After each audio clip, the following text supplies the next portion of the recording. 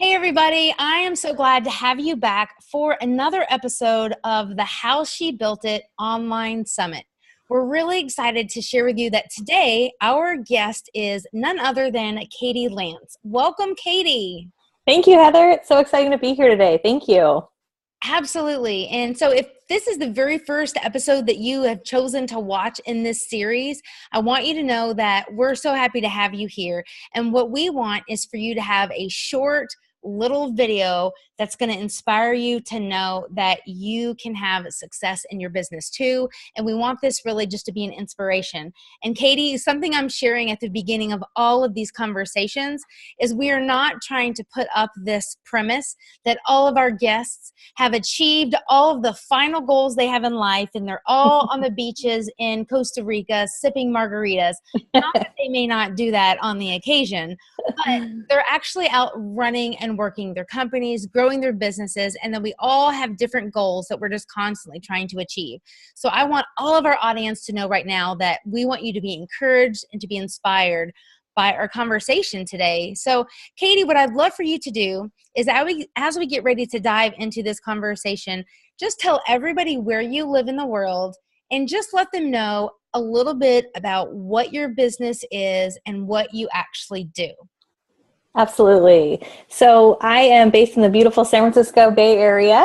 It's a beautiful day today, which is exciting. And I help companies and especially real estate professionals get smarter about how to use social media. So I do a lot of consulting and training and speaking, really focusing on social media, but in the real estate and mortgage industry. Awesome. So if you guys are in the real estate space, or if you're using social media at all, which hello, hopefully you are, if you're trying to grow your business, I think you guys are going to love Katie as much as I do. And so we're going to really try to go really deep on specific strategies that have really helped Katie grow her business and have that success without having to sacrifice her faith and her family. And the very first strategy that we're going to talk about that Katie says is like a number one, like I really find that this is a big deal, is her ability to just get stuff done, to create things and actually move forward with a plan. Now that's a lot of stuff in that. Let's unpack that. Like, what do you mean by that on your ability to like get stuff done and create stuff and just keep moving forward? Yeah, I'm really excited to talk about this because I think this is one of the big things that's made a really big difference in my business just as we've grown. We've been in business a little over 5 years. And, I think a lot of people get stuck. I think they kind of get stuck in this analysis paralysis where they want everything to be right. We want to launch a product or we want to write a book or we want to whatever we want to start speaking on stages, whatever it might be. And so we start to work on a strategy, and I'm a huge believer in strategy. That's one of the big things that we teach. But at some point, you just got to pull the trigger and just do it. I'll give a quick example. I knew a few years ago that I wanted to really scale my business, and I was doing a lot of consulting, but I also wanted to supplement and add an additional revenue stream. And so I developed a 6-week coaching course. Well, this was about 2.5 years ago, and I knew I had something to share. I knew I had really valuable content. I just didn't really have all the technical resources or really the budget to put together landing pages and this and that. And so to be honest, we cobbled together a 6-week coaching course with a little bit of GoToMeeting, Dropbox, and MailChimp. And, that course ended up being a couple $1,000 course. We've had hundreds of people who've gone through that course. That course then eventually evolved into our Get Social Smart Academy, which now we've kind of polished it up and we've got the right things in place. And now, to be honest with you, this past year, that's the number one revenue source for our company right now is our academy, and which is so exciting because when you talk about faith and family and not killing yourself and working a gazillion hours a week, the fact that we just did it, just put forth the effort and just moved forward, even though everything wasn't perfect, even though everything wasn't in place, if I would have waited those 2 years, I just think, gosh, I would have been so much further behind the 8 ball. So that's just been a big part of our business is just, moving forward, pushing forward, just doing it. I know Nike says that, right? But just move forward with it. And then you'll learn, you'll make mistakes, and you can always pivot and grow from that. I love that. And I feel that it takes a lot of grit and tenacity to really just like keep moving forward. Sometimes when you just aren't sure what that outcome's going to be, and it doesn't matter if you've got a service-based business or if you've got a course or if you're trying to sell onesies, right, in your online shop. But I think sometimes we tell ourselves either lies or things that aren't true, or we're looking at things from a perspective because we're comparing ourselves to other people that may be on a different journey, or B, they're several years ahead of us. Yeah. Like, I personally found that to be true myself, where I'm like, I've got this course and I'm like, it's not going as well as I want. And in my mind, I'm just like, this is a flop. Like, nobody wants it. Like, it's terrible. And Right. all the financial people would like be really upset with me right now, but I'm seriously like looking in Teachable like 3 weeks ago, and I'm looking at the number and I'm like, I was like, I've made like over $3,000 from this tiny course, like tiny, Katie, that's a lot of people when like the cost when I first started, it was so small. Right. So the lie that I had been telling myself for the last year was like, nobody wants my stuff. Like, Right. nobody wants my course. Who would pay for that? Yeah. And I think that it's so important on your point of what you're sharing with us is there is a point where we have to just get out there and pull the trigger and keep moving forward. Talk to me a little bit more on the keep moving forward piece. So it's like you took action, you created that course. Talk to me a little bit more about how you got from course that was bringing in money to it kind of evolved or morphed or strategically developed into what's now, you just said, your greatest revenue source. Yeah, I mean, it was definitely a process. It doesn't happen overnight. It wasn't like, oh, I had this idea, and then all of a sudden, the money train is just rolling through the station. It definitely took time. I think one of the first things that I did is I really tried to trust my gut, and I felt like, okay, I think this is a good idea. And so I remember reaching out to our email list and our community of people that we've been working with, and just kind of put this out there. I said, hey, I'm thinking of running a 6-week course. I'm just going to invite a small group, 5 or 10 people, what are your thoughts about that? And at the time, it was a pretty high-end course. I was pitching it to be around $1,500 to $2,000, which kind of scared the heck out of me. But at the same time, I wasn't doing any one-on-one coaching. And I thought, you know what? I'm just going to put this out there and see what the feedback was. And I got a lot of great feedback. There's certainly people that were like, oh, that's kind of out of my range, or, it wasn't what they were looking for. But I think what surprised me is all the people who said, yes, I'd be really interested, who I had no idea that they would have been interested. And so part of it was just putting a little bit of feelers out there. And then the other big piece of it was just setting the date and saying, we are launching on this date. And I remember the first time we did this, like, I hadn't written the content, we hadn't done anything, but I knew if I didn't just say it, that it may never happen. So by setting the date and saying, hey, in 3 weeks, we're launching this, XYZ, it really forced me to hustle on the back end because I knew it was going to be great. I really trusted that. I tried not to look, at what everyone else is doing. It's hard to do. I totally get that. I've been there so many times. But I knew I was doing something different, and I really just kind of held on to that. And so I then was like, okay, put your money where your mouth is. Like, you're selling this, like, you've got to really bring it.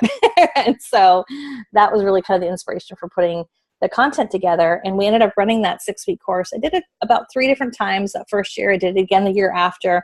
And again, it was kind of a high-end course. And I really, to be honest with you, kind of started to think, how can I serve more people? And it was actually at this time that I met Kim Garst for the first time. I know she's a mutual friend of both of ours. I met her at the Periscope Summit, which was a kind of a big deal a couple years ago. And I remember reaching out to her, and she really talked to me about this idea of, when you have a course or academy or whatever it might be, you have this opportunity to serve more people. It's of course, the money's great. That's why we're in business. Money, it can, give you a lot of freedom in life. But this idea of serving more people really kind of stuck in my brain. And so I started to really look at, well, who was doing this really well, started to kind of reach out and ask some questions, and just found a web developer who was highly recommended. And I reached out. I was like, okay, this is what I'm thinking. Like, what can we do? And we just kind of put our heads together and came up with a budget and came up with a plan, and figured it out, made some mistakes along the way.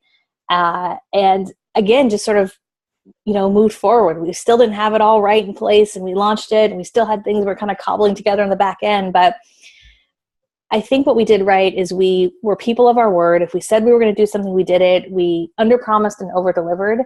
It's almost like when you see the duck, paddling on the, swimming Yes. down the river, like it's going fine, but it's like paddling like heck underneath it. So that's kind of how we felt. And how we still kind of feel in a lot of ways. We've improved a lot of things along the way. About a year and a half ago, we switched from finally MailChimp. We upgraded into Infusionsoft, and that was a whole nother process of just not knowing what we didn't know. And but the thing I'll just mention real quick, Heather, is I'm a little bit nervous. You're not really sure what you're doing. Kind of scares you a little bit. I feel like that's your sign. Like that's your sign that you're pushing yourself. It's time to, to just move forward and not get stuck in that paralysis that we can all get stuck in sometimes. And I think, Katie, those moments help us grow. It stretches us and it pushes us. And I know, like, this is my very first online summit. And I was praying about this and thinking about this back in the fall. And it was like November where I'm like, February the 13th is when we're going to launch. I love I'm it. looking at my calendar and I'm like, okay, wait, I've got a mastermind in California on the 18th of February. I've got Social Media Marketing World, February the 27th.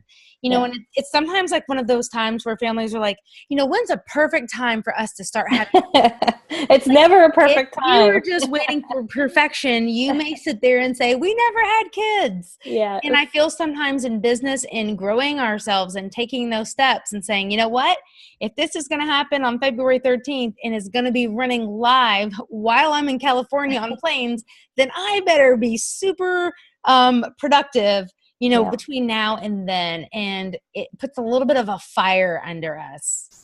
It totally does. When you set yourself, instead of saying, oh, one day I'm going to do this, I'd really like to do this. Like when you set a date and work backwards, because there really is not a perfect time. And anyone who's watching this who, has a family, you have kids. I mean, I've got 2 kids, I'm married, I've run a business. Like time is money. I know that's a cliche, but like time is all we have. And so there's never a perfect time. I always think about to myself, how much do I get done the day before I go on vacation, right? We cram so much in that last day. And so kind of having that mentality of like, it doesn't take that long. You want to create a course, create it, sit down. The funny thing is, I think whether you're talking about courses or any kind of content or any kind of part of your business, a lot of times it really doesn't take that long to create it or come up with the content. It's just we get so distracted with our phones and 65 notifications and all the distractions. And it's amazing when you can just set aside a chunk of time and don't check your email for an hour. You'd be amazed what you get done when you don't check your email or go on Facebook for an hour, right? So just remembering it doesn't have to take a huge chunk of time. What can you get done? If you have 15 minutes, what can you do in 15 minutes, right?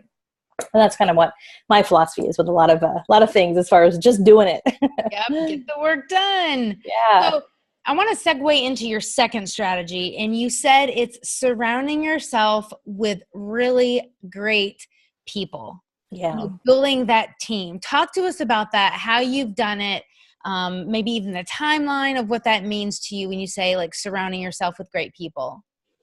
I think it's so important. There's that phrase, I don't know who came up with it, that you are, I think it was Jim Rohn who said you're the result of like the 5 people that you surround yourself with. And I believe that's really true. And I look at my team in a few different ways. I look at it as at home, right? My husband, my family, it's like Team Lance, right? And we sort of operate as a team, right? All for one and one for all. We all pitch in, having a positive attitude with our kids and our family and being a really great example of what that means to run our own business. And then our own team with the people that we've hired over the years. We've started with just myself, and then my husband quit his corporate job 2 years ago, so he's on board. And now we have a virtual team with 5 other people on our team who are all independent contractors and are all over the country. But it's a process, right? And they're a part of our team as well. And then I also think of the people that we just interact with on a daily basis, especially on social media. And you said something a second ago about kind of getting distracted or bummed out by what you're seeing other people doing. And I've tried to be really intentional about who I look at and what I see. And even simple things like, with Facebook, there's a little snooze button, right? If you keep seeing posts from someone and you're like, oh, they're doing this, or you feel like sort of that, I don't know, jealousy or whatever it might be that kind of is not good for you, you can snooze that person, right? It doesn't mean you're unfriending them. Just kind of snooze them so that you're not really seeing them in your news feed, and that's perfectly fine. So I kind of look at it as like all the different points of your life, surrounding yourself with the right people. Same thing with friends. There's some friends in your life who are, great and supportive, and there's others that will like suck the life out of you. So surrounding yourself with people who support and love you. For the team aspect, I can touch on that a little bit if you'd like for me to kind of talk a little bit about the team. So I started with our team. Really, my first hire was my virtual assistant. It was probably about a year and a half or so into starting my own business, and we did a ton of work together, just her and I. Kind of brought her on a real part-time basis. It was like 5 or 10 hours a week. I was so nervous, like, oh my gosh, I'm responsible for somebody else, I have to pay somebody else. But it's that kind of old adage that when you start to grow, and at some point there's only 24 hours in the day, there's only so much that you can do. And so where are there opportunities where you can really focus on what you do best? And so it started with her.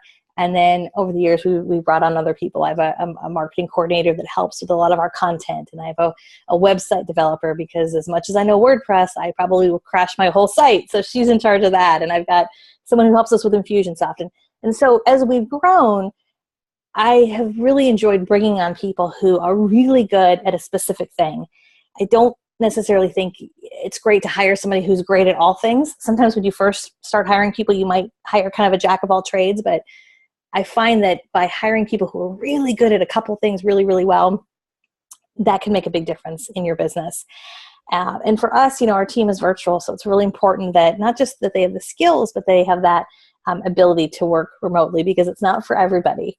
And it's just, for me, kind of a really big personality match as well, making sure that they really jive with what we're trying to achieve. So it's a process. I mean, we've had, team changes over the year, and some people have left and some people haven't worked out. And it's sad because I take things personally in a lot of ways, and that's something I've kind of learned to get better about. But, it's definitely a process, and I'm still learning and growing, and just the beginning, which is exciting. Yeah. And that's interesting you say that, because I've always told myself, like, as I have been an entrepreneur, like as I grow my team and as I have more people that I'm counting on, like I want to be that boss, so to say, or I want to be that person that when they look at me and they say, hey, you know what? I love working for you, but my husband and I have decided to be missionaries and like, I'm going to be gone in a month. Yeah. I want in my heart to not feel like I'm deflated and that someone just like burst my bubble, but to joyfully be excited for them, to be thankful for the time that I did have them. And then also to say, guess what? The reason that we have systems and processes in place, and that I've trained that person that everything that they do, like here is exactly in writing what they're doing. It takes some of that stress away. And I know that even as I grow my business and have more people, if you kind of take the philosophy of what you shared of this is what they're really good at, when and if for whatever the reason someone may change or leave, it's not like the one person that's doing all of the behind scenes. And it's like, oh, wow, no, it's just this one piece. And we're going to go and we're going to focus on getting that one piece plugged back in.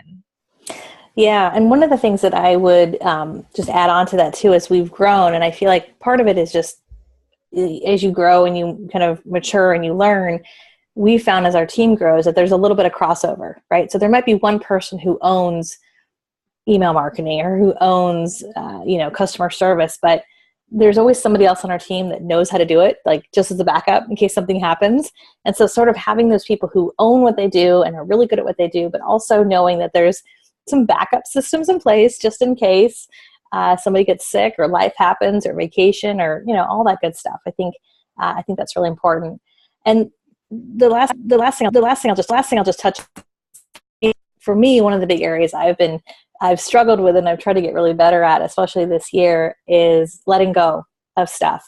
And I know it's kind of a cliche, but delegating and really thinking about what it is that I do, that when I do it, it makes the business thrive, right? It makes the phone ring or the money come in or whatever it might be. And I think as a business owner, and maybe it's a female thing, I don't know, I feel like a lot of times we say, well, I could do this, I could do this better than anybody. I'll just do it real quick. And when you do all these little things that really don't necessarily speak to your primary skill set, it kind of chips away at you. So for me, I want to build a business that I'm running not just now, but 5, 10, 20, 30 years until I retire. That's my, long-term vision. So if I'm going to sustain that, I have to really focus on what I'm the best at, and then be okay with just kind of not letting it go, but letting it go to people who, to be honest with you, are probably going to do a better job than I would do. Right. No, exactly. And I think that there's a process of just trusting and just praying and just really being open Yes. to looking for those right people that can complement us as we grow. So, Yeah. before we wrap up today, I've got to ask, Katie, as I know you've got your beautiful, I know they're boys. They may not like to be called beautiful, but you're really awesome boys They're that you beautiful. love. And you've got your supportive husband who's now like in your business, working with you, alongside you. What would you share as a tip to our audience today to say, like, I've put this boundary in place to really try to prioritize like my family or my faith being something that I'm not going to compromise on? Yeah, I think it's really important to have boundaries, because if you don't, it's really easy for things to chip away. And it's one thing to say, oh, my family's first, or my faith is first, or this is most important. But I think by setting like really clear boundaries and sort of rules for yourself, it can make a big difference.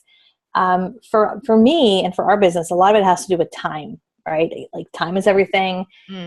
We all have 24 hours in the day. And so I have a few, I guess, sort of boundaries on a daily basis. I typically don't start my really work day where I'm actually like really dived into things until after the kids go to school in the morning, right? I might check my email here and there, a tiny bit as I'm running around. But to be honest with you, a lot of times I don't even look at my phone, at least as far as work goes, or, email or anything, until they're out of the house. And so, I know a lot of people are like, oh, I'm up early, I'm doing this and that, and I'm multitasking. I just find like when we multitask, at least for me with my kids, I'm not really like serving my clients and serving my business best, and I'm not really serving them best at all. So I'm not perfect at that by any means, but having kind of clear boundaries of when I start. And then I usually end my day around 4 or so. We pick up the kids, and then that's family time through dinner time, bedtime, whatever it might be. Yes, a lot of times in the evening, I'm hopping back on my email, catching up with stuff, returning, kind of finishing up things, but really kind of having those clear boundaries and being present. I think that's the best gift we can give our kids and our family, is the gift of being present. And I know that they're watching. I know that they're going to learn these sort of smartphone habits, right? This is the generation that's growing up with smartphones. I didn't grow up with a smartphone. So we're teaching that. And I really want to be cognizant of that. The other thing I'll just mention is that there's certain things that are just non-negotiable. Birthdays are a great example. Like, I don't travel on family birthdays. I don't speak. I'm home. Kids, my husband, me, our anniversary, like there's certain dates that are just on the calendar and I'm booked, right? So something comes up, hey, would you like to speak? Well, I'm sorry, I'm unavailable that day. And sometimes it's hard. It's hard to say no to when someone's saying, yes, I will pay you 5 figures or whatever it might be. But that's okay. I think when you say no and you let people know that you do have certain boundaries or whatever it might be, a lot of times it opens you up to more opportunities in a lot of ways. So I think for me, it's sort of the day-to-day boundaries. And then when I look at my year, before I even book anything for the year, Paul and I, my husband, we sit down, we cross out all the birthdays. We also book all of our vacations. Like, we have got, I think, 3 or 4 vacations booked this year, and that's first. And so it also makes me hustle and make sure that we're hitting our goals in terms of what we're doing. But just sort of prioritizing that family time, I think, is super important. Awesome. I love it. And you guys, I love Katie to pieces. She's just been someone that has been such an inspiration to me, and I consider her a friend and a mentor. So I'm just so excited to just be able to have more people be able to hear and learn from you today. So I just want to say thanks, first of all, for being here with me today, Katie. Thank you so much, Heather. I feel the same way. We've had the pleasure of spending a lot of time face-to-face together, but this is such a great example of how friendship can develop online, right? We first met online and Periscope. Through Periscope, right? I would have Right. never met you because of that. And then I just love what you're doing. So this is fantastic. It's such an honor to be a part of this summit that you're doing. Thank you so much, guys. And we've got a gift for you, or Katie has a gift for you. So I'm excited to let her tell you more about that. But Katie has a content grid that I think is going to be a big time saver for all of you guys. So Katie, tell everybody a little bit more about that. Absolutely. So we have a content grid that basically is a way to kind of help you figure out what type of content to post or to create when it comes to social media. I think for anybody, whether you're a small business owner or a big business owner, you're in real estate or whatever whatever you're trying to do when it comes to social media for business, a lot of people get really stuck on what to post, what type of content to create. So we created this whole content grid with more than 30 ideas of 30 days worth of content, plus a lot of ideas and helpful tips for how to create that content, some of my favorite tools and apps. So you can go to katielance.com/content grid, katielance.com/content grid, put your name and email in, and then we'll send it to you. It's the grid plus a bunch of other fun goodies that you'll get as my gift to you. Awesome. That's fantastic. And for everybody right now that maybe you're watching this or you're on the go, we're going to have a link right here on this very page that you are watching this. Or if you're later maybe watching this on the podcast, we're going to have the show notes for you with those direct links for the gift that Katie just shared about. So we're so glad to have you all watching and listening. We can't wait to hear how these strategies are helping you either see how you can continue to scale and grow, or maybe just give you that inspiration of encouragement to know you too can do this, and you don't have to be all things to all people. But once you know exactly, what it is you have to offer the world, you can implement these really smart strategies that are working for people all over. And we are thankful that Katie shared with us today the strategies that have really been instrumental in her business. Thank you so much, Heather. I really appreciate it. I can't wait to listen to everyone else's interviews too. You've really assembled a fantastic lineup of people. So thank you again. Absolutely. All right, everybody, stay tuned. Look in your inbox very soon for the next video that we're going to be sending your way. But thank you again so much for being here and watching this on the How She Built It online summit. We hope that you all have a great, blessed rest of your day. Take care.